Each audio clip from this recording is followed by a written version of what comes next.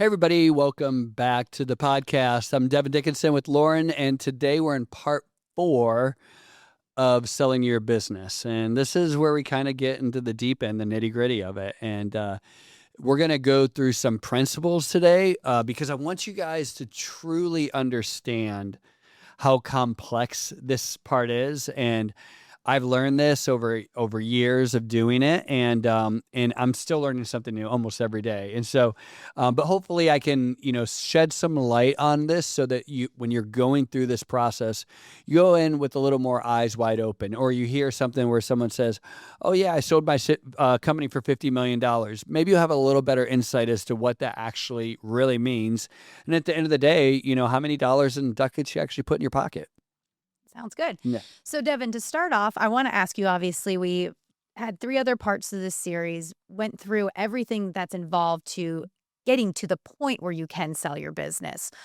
Just really quickly, tell me what the emotions that were going through your head when you got to this point now in your personal experience. That real, like, oh my gosh, it's real now, right? Like it goes from a concept to what happens in this process is once you have your people, and let's say you have a banker, investment bankers we talked about before, they're going to go and they're actually going to put something in front of you, which is more or less, we call it a deck, a business presentation. Mine was, I think, 45 pages long.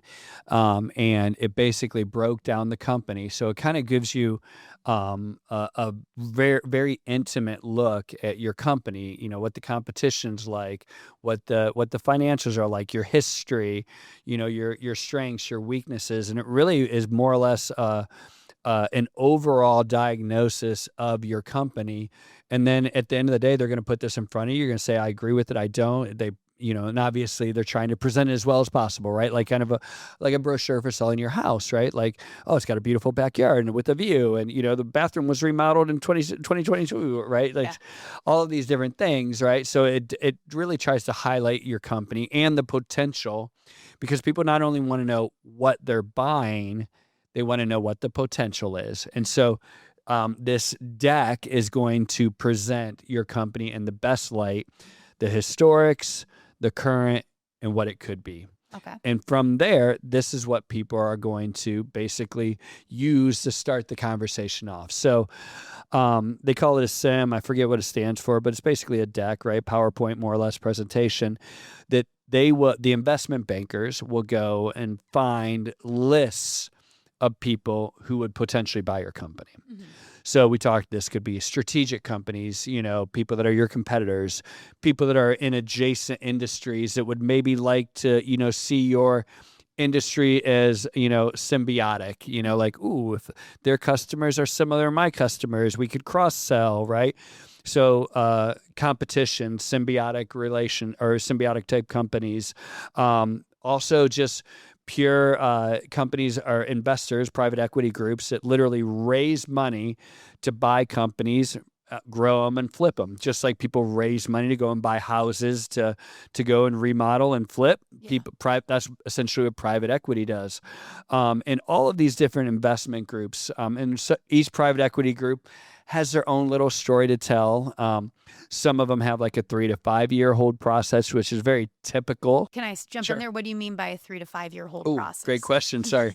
The private equity group, if they were to buy you, their goal is within 3 to 5 years, hopefully no longer than 7, make your company worth 3 to 5 times what it originally was and sell it. Right. Okay. And so just like people do this with the house, where they're going to go and buy the house, put as little money down as possible, take out as much leverage or loans as possible, do the remodel, make your house look even prettier, and then flip it as quickly as possible to make as much money as possible. That's what they do with businesses. And, a lot of people have, negative things to say about private equity. I think they're great. I think they really help to evolve companies. I think, you have to be shrewd because, there are some people out there that are not trustworthy, but for, most part, these are very professional people that are demanding a return on their investment, but, and they're good buyers in this space too. So then you have private equity, so this is kind of like who they're sending this out to. I think in my case, we sent out, I want to say like 300 of 300 different, of the decks to pitch decks to these various companies. I think we got 70 to reply. Of those 70, they were like the 70 that replied that were interested. The 70 narrowed down to like 15 phone calls. And those 15 phone calls, I would hop on, and this is pretty typical, right? So I hopped on about an hour, and again, the investment banker is kind of orchestrating all of this. I was going to ask that. So at this point, it sounds like when it comes to identifying the potential buyers, it's you as the business owner are taking more of a passive approach, and you're letting your investment banker do all that work and bring them to you. Absolutely, because it's a ton of work. If you think about how many hours they put in just producing the deck, it's hundreds of hours. Like, it's a lot of work. And so people are like, I don't want an investment banker. Are they really worth it? Am I really going to have to pay that much money to my investment banker? A good investment banker is worth it, right? Because it's a ton of work. They know what they're doing. They're going to get max value for it. Like, you don't know 150 people to send this deck out to. Like, they do, right? They know who the buyers are, right? They know approximate valuations. They know how to put a deck together. They know what people care about and they don't care about, right? And don't forget, this whole time, you're just running your company, right? So you're still running your company, which is hard to do, right? So it's like hours and hours just to run a company. So the investment banker will kind of orchestrate all this and navigate it and say, all right, on Thursday at 7:30 you have this call, and Saturday morning you're going to do this, because it becomes during this time, like, things happen fast. I mean, so fast, like so fast, because time kills deals. And they're talking about millions of dollars. So I mean, everyone is hair on fire, and things happen quick. So like these 15 phone calls I got done probably in 10 days. I'm doing them on the weekends, I'm doing them at night, I'm doing them super early in the morning. And these people are all over the world. I talk to international companies. You're talking to people. Sometimes there could be interpreters on the phone. Sometimes there's 8 to 10 other people on the call with you. It's fast and it's furious. And again, the investment banker is going to pre-flight you typically on what these questions are going to be. But and you're going to hear kind of the same questions a bit over and over. You'll start to get some patterns, right, that you'll see. But almost all of them are going to ask you something that you're like, I don't know, right? Like, and so it's a bit nerve-wracking, but it's an exciting, fun time. And so after those calls are done, then they'll say, by the 20th of February, or exactly 10 days from now, after the calls are done, we expect LOIs, letters of intent. Okay. And what a letter of intent is it's not a binding document, but like it's what they're going to work the contract off of, right? Okay. So like there's going to have some teeth in it, right? Like we're going to ask for some precision. And so of those 15, I think we got 7 letters of intent. And those letters of intent that say, hey, here's the thing, we'll pay you X amount of dollars. We want Devin to stay on, or we don't want Devin to stay on. We're prepared to close this quickly. We want, Devin, and if Devin stays on, we want him to stay on at 20%, 30% equity.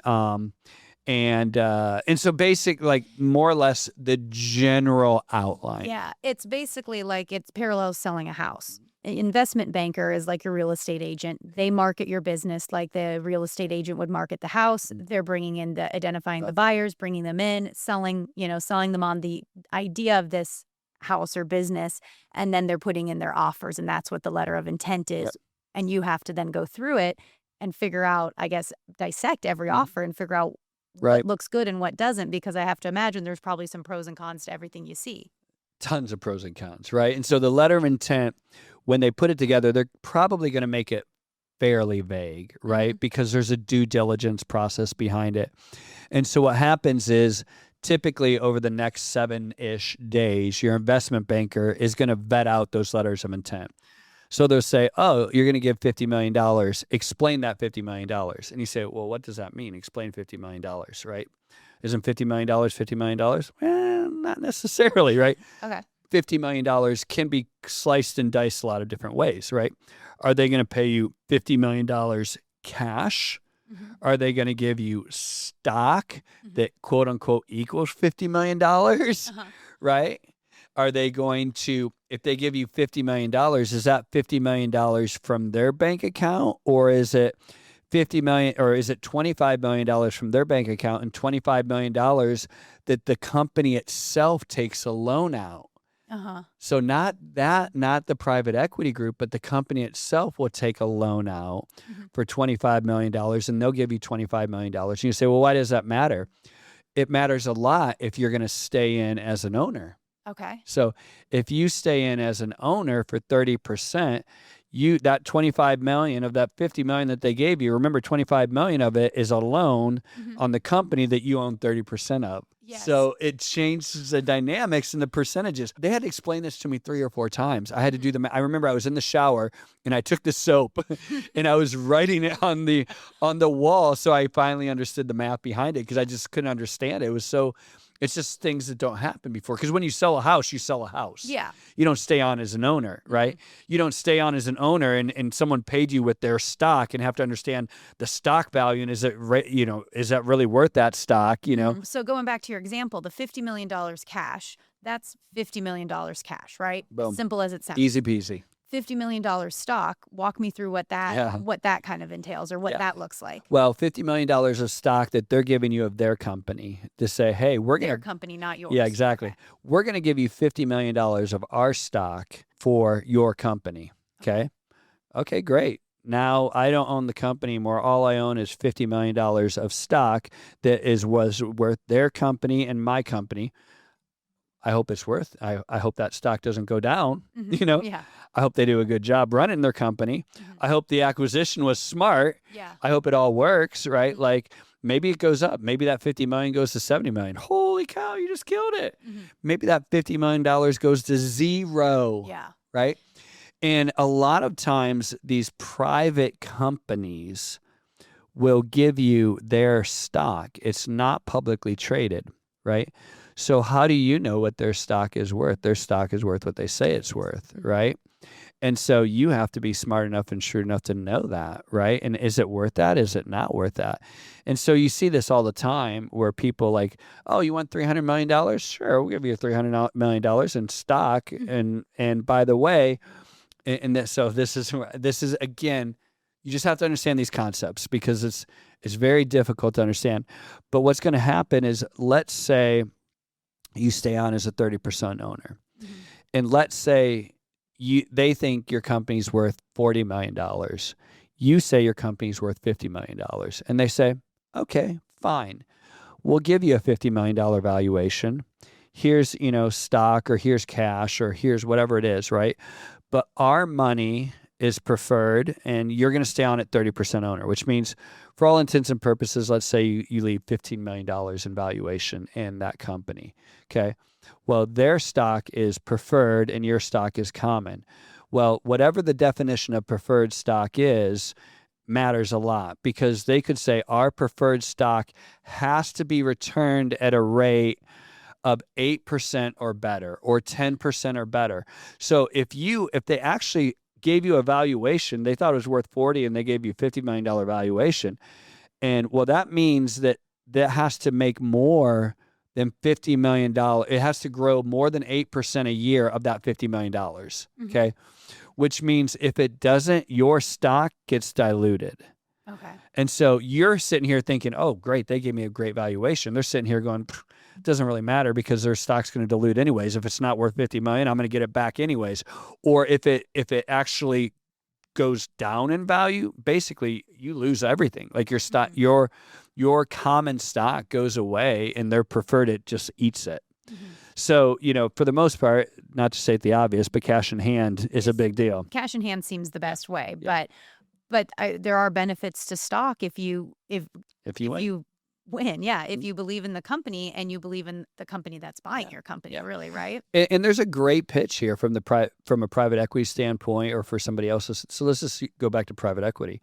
Their pitch is that in 3 to 5 years, they wouldn't be buying your company. That if they don't believe in 3 to 5 years, they can sell it for 5x. Like they're not going to buy. And there's a lot of really smart people that do this, right? Like these are, almost all these folks are, Ivy League, MBAs. I mean, they're very good at their job, right? And they buy companies and they flip them in 3 to 5 years. So if you could hold on to 30%, and in 5 years it sells for 5 times that, I mean, that's really great, right? Like, so there's a great pitch to it, right? Yeah.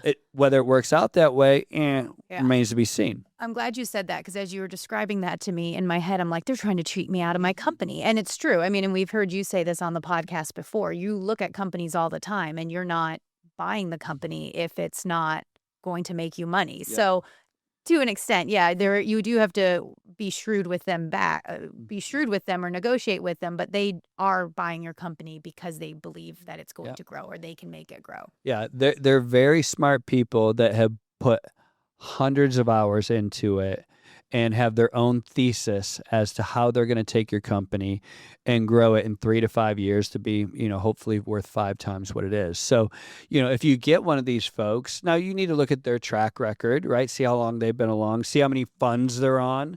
So if they're they're on their very first fund, that basically means they're brand new private equity. You could be one of the first companies they're buying, right? Yeah.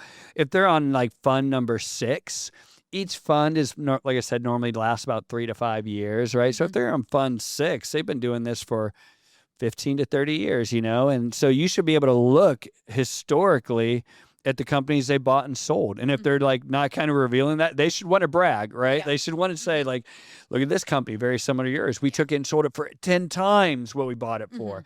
And this guy stayed on at 40% owner. They say this is a common expression. He made more on the second bite of the apple than he did on the first, and that's what the pitch is like, stay on board. You'll make more on the second bite of the apple than you did on the first. And we're going to grow this thing. And it's a great pitch, right? And they're most of them are very good at helping you scale companies. They're very smart people. They help you bring in good folks. They help you recruit good folks that maybe you probably couldn't have recruited before. And they grow companies. That's what they do. And most of them have a great track record, or many of them have a great track record. Yeah. In your experience, how many business owners stay on versus just leave completely? Yeah.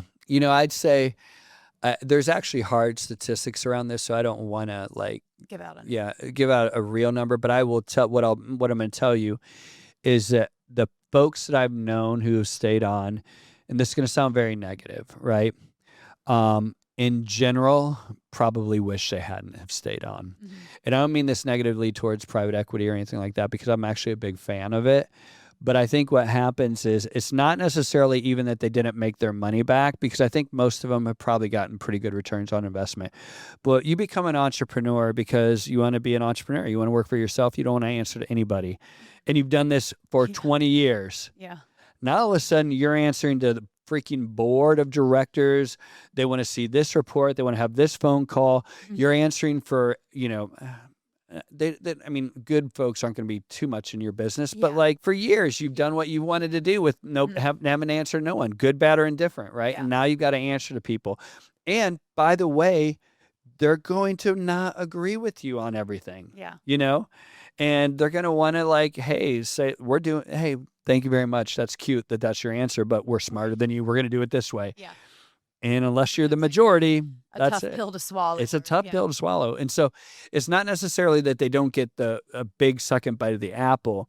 It's that it's not why they became an entrepreneur in the first place. Yeah. And then there's other pressures as well. So one of the things we haven't talked about in that $50 million, there could be an earnout, right? Because they'll say, okay, well, great. We're going to give you, $40 million and you have a $10 million earnout. And so an earnout could be anything. It could, but it could say, hey, if you hit budget for the next 2 years that you say you're going to hit, we'll give you that additional $10 million. Right. Okay. But you could get all of it. You could get none of it. Maybe you can even get more of it if you double, triple earn. But now you've got this other stress of this earnout, right? And the money is just kind of I got to hit these numbers, otherwise I'm not going to get my money. Or, there could be holdbacks, right? You could have a lawsuit against you that hasn't been settled yet, right? And you can't wait for everything to be perfect when you close. So they'll say, hey, of that $50 million, we're going to keep $5 million back. in a holdout. Like, basically this and if this lawsuit goes away, cool, you get your $5 million. If it doesn't, we've got this reserve to pay for it. And so there's that holdback amount too. So there's all of these nuances that they're trying to hedge their bets and you're trying to hedge your bets, right? And so as it kind of evolves, that $50 million becomes significantly different than what you might think $50 million actually is. Yeah. What about dividends? Yeah. This one shook me. This one really, I was like, was so difficult for me to understand because for years you take dividends, right? So I would pay myself a salary, and as the company was profitable and grew, once a quarter I'd pay myself a dividend, and the dividend is more than what I lived off of than my paycheck. The dividends were big, and so the idea is like I asked them that, like, and it was literally like 2 weeks before we closed. I didn't understand this, but I was like, so we'll still be getting dividends, right? And they're like, no, you don't get like, we're not going to pay out dividends. And I'm like, they said, we're going to keep all the money in the company to grow the company, which is totally different than the way most entrepreneurs run their company. I would reinvest in my company, but I definitely pulled dividends out because I wanted, I had to, buy a house, put braces on the kids, right? Like, I'm taking dividends. According to this prospectus, it's like, well, we should have, $5 million in profit next year. We should have $8 million in profit next year. What are we going to do with that? And they're like, well, first off, we're going to pay back debt. And I'm like, oh, I forgot. They're leveraging debt against this. And they're like, and we're going to use that $8 million. We're going to reinvest it in the company for growth. And then if we do take a dividend, it will basically only be enough to pay for our taxes and your taxes. And I'm like, I hadn't counted on that. Yeah. And they said, that's why you're going to take out your money now, because really you're not going to probably get a dividend until we either recapitalize or, we sell in 5 or 7 years, Okay, so back to, we got all our letters of intent. What happens next now? Yeah, as far as we've gotten. Yeah. There's a lot involved in the letters of intent. Yeah. So the investment bankers should be trying to break down what that $50 million means, right? So these letters of intent are basically, we ask some super hard questions, and some of them are going to be obvious, right? Like, some of them, like, the price just isn't going to be right, and you're just going to kind of throw it out the window. Some of them are going to say things like, Devin has to stay on, or we don't want Devin. And you go, well, I want to stay on. I'm not ready to retire. And so, the ones that say we don't want Devin, we're just going to fold it up and we're strategic and we're going to lay off half the people. Then maybe you go, I don't want that one, right? So some of them are going to be very clear. So those 7 letters of intent over the course of 10 days or so are going to be vetted out as to which ones are going to work for you. And like I said, it could be some of them work for you or don't work for you because the money's not right, the structure, like I said, if it's a strategic, they're going to come in and cut all of your executives, right? And they'll cut as much as possible because they're just going to absorb your company and take your customers. Yeah. And so sometimes you can go, well, that's not right for us either, right? So typically, as you look through all of these, it will become clear. In our case, I think it came down to 4 letters of intent that were all close enough that I wanted to go to the next level. So those 4 all came out, flew out and met with me face to face. So remember, we're talking about millions of dollars. I've never even met them face to face. I've never even shook a hand, right? And they're sending you letters over saying, how am I give you these millions of dollars? And I've never even met the person, right? So at this point, we narrowed down to 4, and then they come out. And now I have to do an in-person song and dance, right? Where we go through the presentation. I'll bring in some of my executives. They'll want to interview them. They'll want to kind of understand how they think. They'll want to know what the team's like. And basically these song and dances are 4 to 8 hours, right? Like, so again, I think, one of the disservices that Shark Tank does, when they show and they're like, oh, don't people make decisions in like 12 minutes? Yeah. No, like nobody's throwing their money around like that without like literally deep, long, hard interview questions. And so, imagine it's like 4 to 8 hours of me interviewing them, then I'm interviewing me, other people, then poking at the financials. And we did this, with those 4 different letters of intent, narrowed it down. And then we basically told them, all right, now best and final. They came back with a real meaty LOI. It was kind of a best and final offer. And from there, I think 2 of them dropped out or we kicked out, and I think we got like 2 and then we picked the one. And so then the fun begins, right? As if all this hasn't been like stressful enough. Once we do that, now it's due diligence. So you'll sign typically, your broker's even going to negotiate the time limits. Like we'll say like you will have a 30-day, a 90-day, a 60-day due diligence period, right? And you're trying to shorten it as short as possible. They're probably trying to lengthen it a little bit, although they want deals to be done quickly too, right? So, but for the most part, you're trying to get to a reasonable number of days to do due diligence. And once you sign that, I remember signing it. I still have a picture. My wife took a picture of me signing it, right? I thought, oh, I'm done.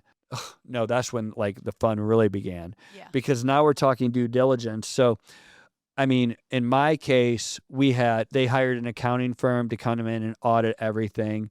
Like constant questions. I was on calls with either my broker or them, the buyers, probably a couple hours a day, every day, along with the accountants coming in.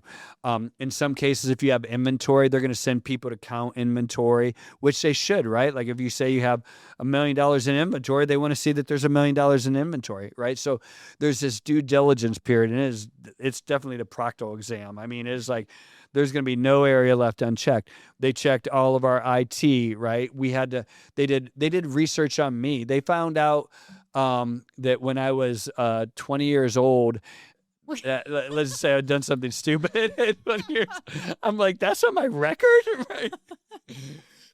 Anyways, yeah, like and they did personality tests on me. They interviewed like all of my executives because they were planning on keeping some of the executives. You know, we put together a budget, which was fun. Kind of in the what it would look like moving forward. But I mean, it was intense. And what was supposed to be 90 days, I think dragged on for about probably 4.5 months.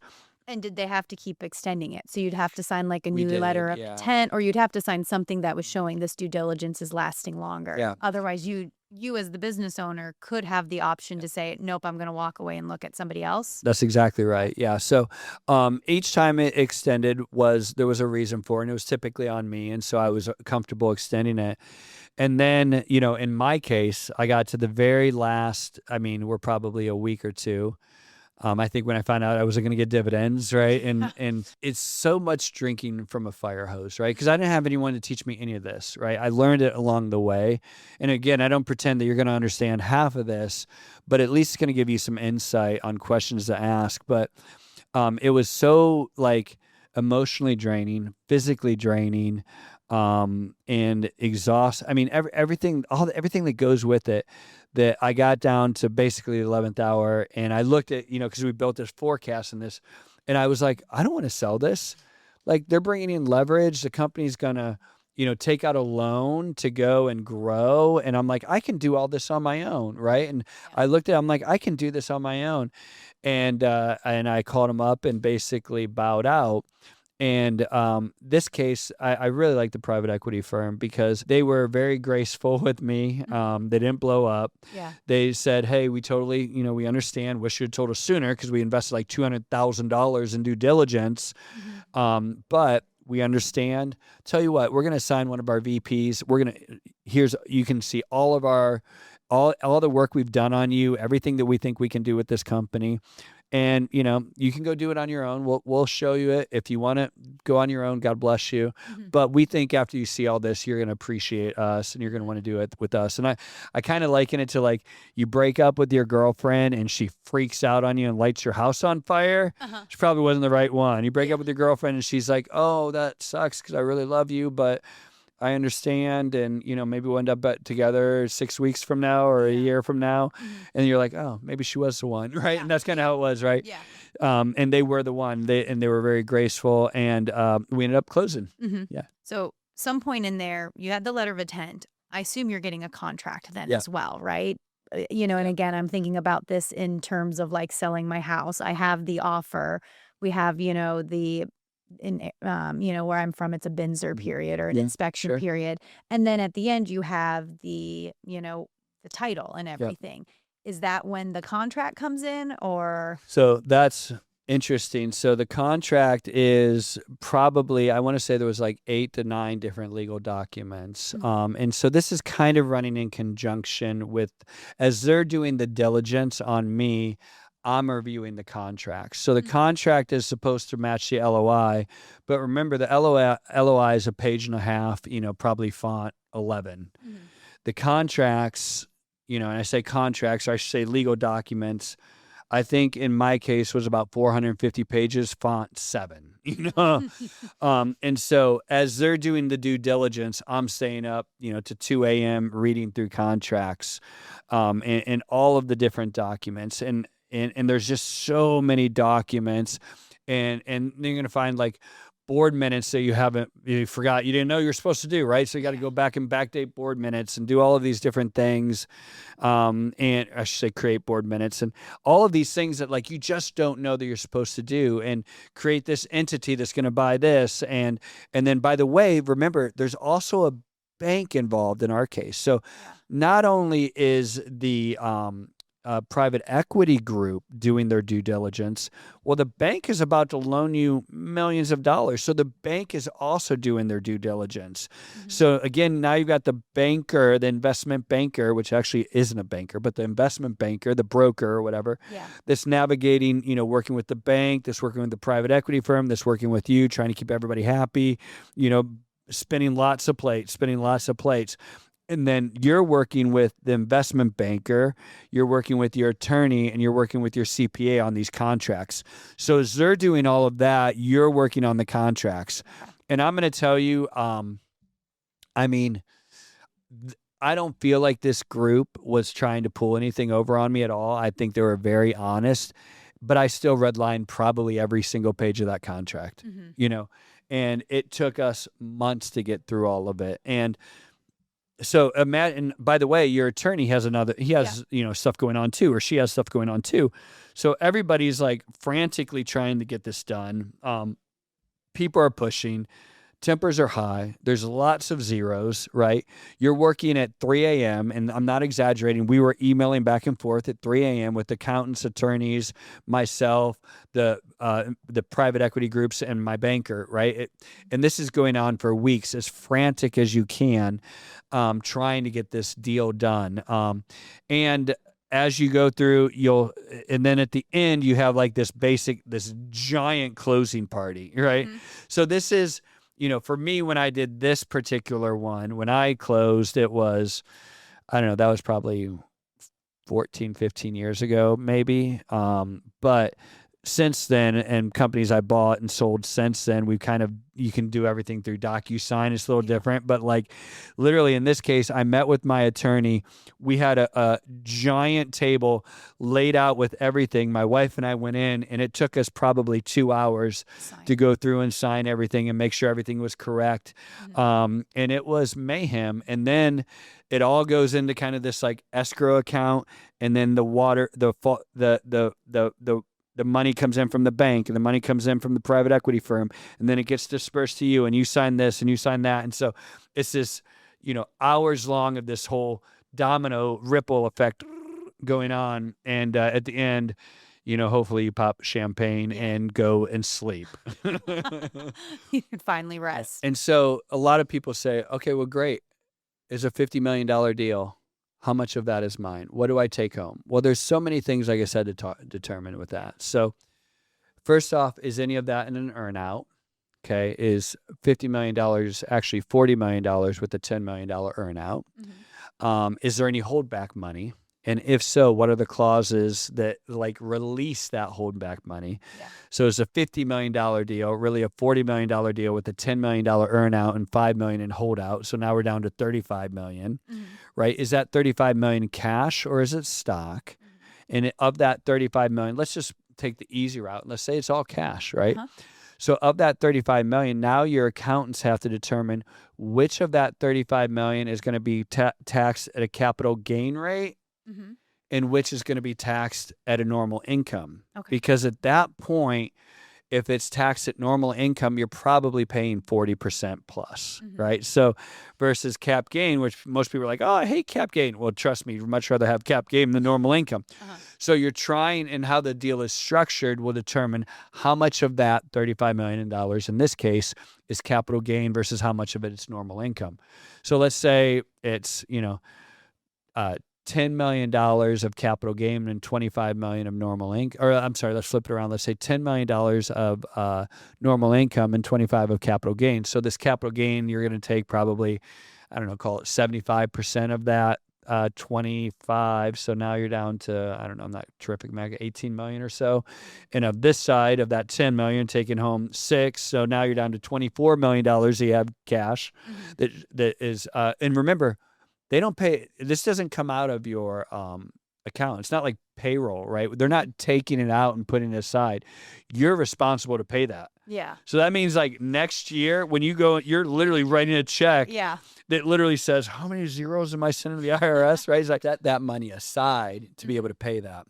And then also, let's assume you have debt, right? So let's assume, you're talking 35 million.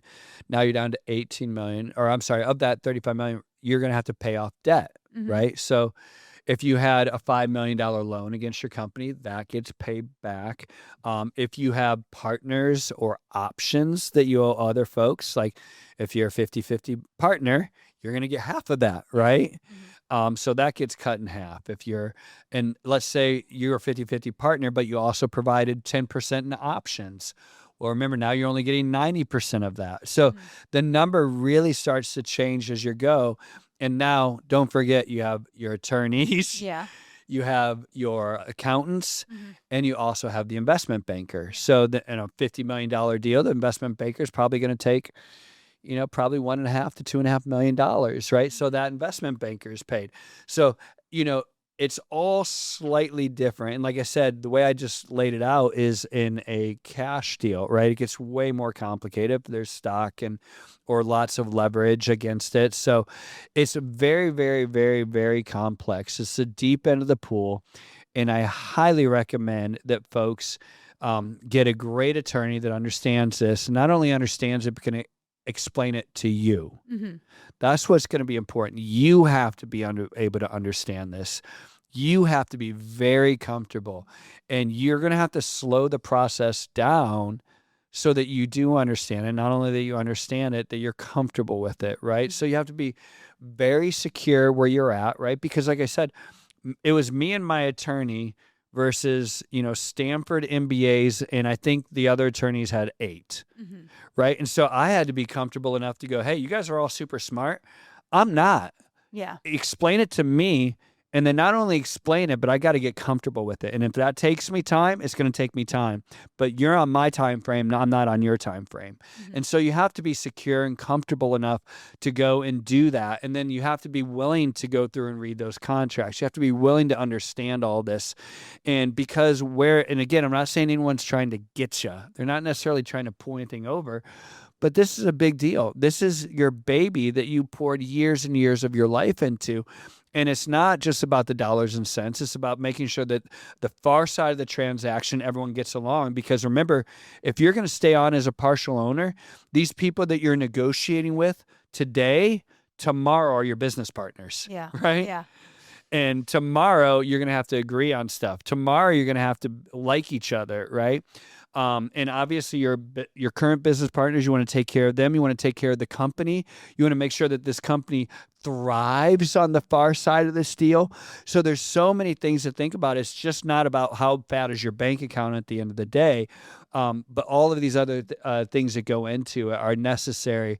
And it's quite daunting, and I'm not here to tell you that it shouldn't be daunting. I'm here to tell you that it should be daunting, and that you do need help, and that you do want to make sure that you understand, take your time, and bring in people to walk you through this process. Sounds good. Yeah. Thanks, Devin. Yeah.